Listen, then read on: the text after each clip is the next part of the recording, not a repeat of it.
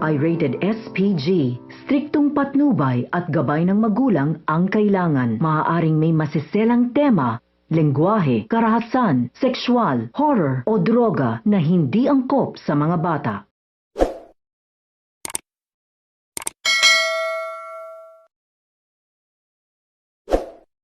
Narito ang ating aabangan mamaya sa House of Lies.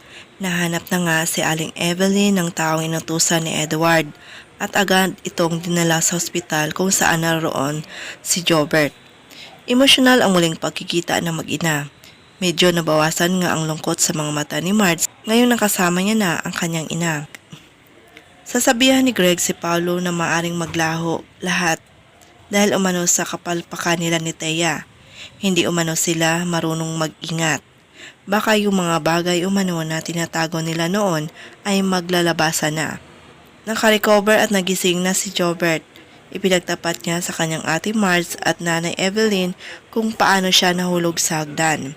Magsusumbong umano siya sa kanyang nakita pero inabutan ni Thea.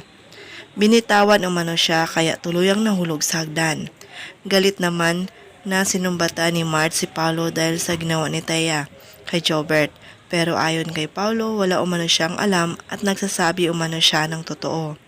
Hindi naman kumbinsado si Marge dahil ilang beses na umano ito nagsisinungaling sa kanya. Sa oras na malaman niya umano na nagsisinungaling pa rin ito, tapos na umano sila.